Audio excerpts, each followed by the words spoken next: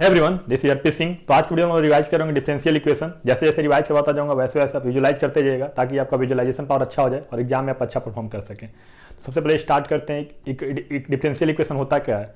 तो differential equation simply ये होता है कि इक्वेशन जो इन्वॉल्व होता है independent variable, dependent variable and differentiation होता है किसका, डिपेंडेंट वेरिएबल। जैसे मान लीजिए y equal to F X कोई फंक्शन लेते हैं तो एफ एक्स क्या है, इंडिपेंडेंट है, y की वैल्यू डिपेंड करेगी x के अकॉर्डिंग। तो यहाँ पे y डिपेंडेंट वेरिएबल और x इंडिपेंडेंट वेरिएबल। तब हम लोग आते हैं ऑर्डर और डिग्री। सबसे पहले देखते हैं क्या होता है। ऑर्डर सिंपली ये होता है कि जो हाईएस्ट डिफरेंशियल कोफिशिएंट रहे उसका जो हाईएस्ट जो पावर आता है वह उसी को बोलते हैं ऑर्डर। जैसे मान लीजिए d2y बाई dx 2 आ रहा है तो इसमें हाईएस्ट ऑर्डर कितना है, 2 है। डिग्री क्या होता है, डिग्री जो हाईएस्ट ऑर्डर डिफरेंशियल कोफिशिएंट होता है उसका पावर होता है। और एक बात हमेशा, डिग्री एग्जिस्ट कर भी सकता है नहीं भी कर सकता है, लेकिन ऑर्डर हमेशा एग्जिस्ट करेगा ही। और डिग्री जो होता है वो आप रेडिकल के फॉर्म में नहीं होगा, मतलब रेडिकल पॉइंट के फॉर्म में नहीं होगा, ये फ्रैक्शन के फॉर्म में नहीं होगा, और ये हमेशा पॉजिटिव नेचुरल नंबर ही होगा। तो पॉलिनोमियल फॉर्म होना चाहिए, वो इंडिपेंडेंट होना चाहिए, किसी भी पावर में नहीं होना चाहिए। और लोग आते हैं नेक्स्ट टॉपिक पे। तो नेक्स्ट टॉपिक पे सब चार होता है, पहले याद देख लीजिए। वेरिएबल सेपरेशन होता है, होमोजेनाइजेशन होता है, लीनियर डिफरेंशियल इक्वेशन होता है, फिर उसका बर्नौली मॉडर्न वर्जन, मतलब उसको जब पावर में रहता है। तो अब देखते हैं। तो वेरिएबल सेपरेशन सिंपली होता है integration of f x d x plus integration of f y d y equal to 0 है। तो एक्स का टर्म एक्स के साथ, वाई का टर्म वाई के साथ, तो वेरिएबल सेपरेट करके आप सॉल्व कर लेंगे। और होमोजेनाइजेशन क्या होता है, होमोजेनाइजेशन मान लीजिए d y by d x equal to x plus 2y upon 5x plus 6y, कोई भी है।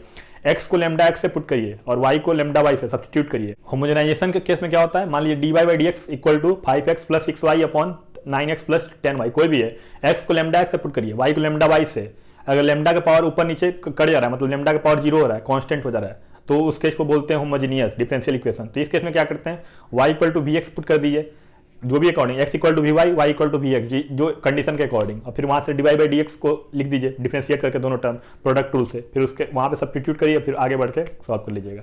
अब linear differential equation, linear differential equation क्या होता है, d y by d x plus p x polynomial of x into y equal to q x. यहाँ भी polynomial Q x का रहेगा। तो इस केस में क्या करते हैं, इंटीग्रेटिंग फैक्टर। इंटीग्रेटिंग फैक्टर क्या होता है, इंटीग्रेशन ई पे power integration of P x d x. E होता है ई वाला है, ई की वैल्यू जो 2.71 होती है, ई पे power integration of P x d x. तो ई पे पावर पी एक्स को इंटीग्रेट करने, इंटीग्रेशन जानते ही हैं सबका, लास्ट वीडियो में सबका बताया हुआ। तो वहां से करके ये आ जाएगा। और फिर एंड में लिखते हैं जब सॉल्यूशन लिखना होता है, सॉल्यूशन ऑफ डिफरेंशियल इक्वेशन, तो y इंटू इंटीग्रेटिंग फैक्टर बोलते हैं ई पे power integration of P x d x को, y into integrating factor equal to integration of q x जो लास्ट में था right hand side into integrating factor plus c। Indefinite integration है तो वहाँ पे कांस्टेंट टर्म पाएगा ही, क्योंकि अपर लिमिट लोअर लिमिट मतलब दिया नहीं है क्वेश्चन में। और इसी का देखिए, अगर बर्नौली में रहेगा, बर्नौली में क्या होता है, d y by d x plus p x into y equal to q x into y पे पावर एन। वाई पे पावर एन रहेगा तो उस केस में क्या करेंगे, y की पावर n से हर जगह डिवाइड कर देंगे। और जो देखिए d y by d x को y से n डिवाइड करेंगे plus p x into y था, वहां भी y की पावर n से डिवाइड करेंगे। तो जो नीचे बचेगा, y ऊपर है और नीचे y पावर n है, तो ऊपर क्या बचेगा, y की पावर 1 माइनस n। तो y की पावर 1 माइनस 1 को t पुट करना होता है और इसके अकॉर्डिंग सब्स्टिट्यूट करना होता है। फिर आगे अब देख लीजिए, अगर मान लीजिए इस फॉर्म में रहे, ये d y by d x equal to रहे 5x plus 6y plus c, मतलब 9 equal to 3x plus 5y plus 8।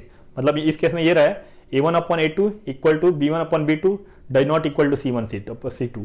इस केस में रहे तो इस केस में क्या करते हैं, a1 को पुट कर दें, a1 upon a2 equal to आ रहा है b1 अपॉन b2, तो a1 को लिख देंगे, कोई मान लीजिए लेमडा के टर्म इक्वेट कर देंगे, a1 equal to lambda x, और a2 को a2 अपॉन b2 है तो a2 equal to lambda times b2, फिर वहां से सब्स्टिट्यूट करके कर लेंगे। और इसी का एक और तरीका होता है, मान लीजिए a2 नीचे वाला x का कोफिशिएंट प्लस b1 मतलब y का कोफिशिएंट, ऊपर वाला नीचे वाला x का कोफिशिएंट और ऊपर वाला y का कोफिशिएंट 0 हो रहा है। तो इस केस में ये याद रखिएगा, क्रॉस मल्टीप्लाई करेंगे और फिर इंटीग्रेटिंग फैक्टर से जो जैसे रहता है डी ऑफ एक्स वाई क्या होता है, x d y plus y d x, वहां से सब्स्टिट्यूट करके कर लेंगे। अगर इस तरह फॉर्म हो रहा है a1 upon a1 x plus b1 y plus c1 upon a2 x plus b2 y plus c2, a1 upon a2 does not equal to b1 upon b2। तो इस केस में क्या करेंगे, x को पुट कर देते हैं x प्लस h से, y को y प्लस k से, और फिर उसके अकॉर्डिंग सब्स्टिट्यूट करके फिर क्वेश्चन को अप्रोच कर लेंगे। और एक 2-3 और सिंपल बताता हूँ। डी ऑफ एक्स वाई क्या होता है, x d y plus y d x, d of x square plus y square, 2x dx plus 2y dy, d of y upon x, x square denominator में upon x square नीचे होगा, ऊपर में क्या होगा, अगर x नीचे है तो x ऊपर होगा, d of y upon x, तो x square x d y minus y d x, अगर d of y by x, x by y है तो नीचे वाई स्क्वायर, ऊपर y d x minus x d y. इसी तरह सबका जो क्वेश्चन के अकॉर्डिंग ये सॉल्व करके देख लेंगे। और अगर मान लीजिए कोई दिया जाता है कि एस्टिमेशन में दिया जाता है कि पॉपुलेशन ऐसे ग्रोथ कर रहा है, तो अपर लिमिट लोअर लिमिट जो क्वेश्चन में दिया रहेगा उसके अकॉर्डिंग सॉल्व करके अप्रोच कर लेंगे। ठीक है, तो आज की वीडियो हम लोग यहीं पे समाप्त करते हैं, फिर अगले वीडियो में कोई सुपर फास्ट रिवीजन कोई नया चैप्टर का लेके आऊँगा।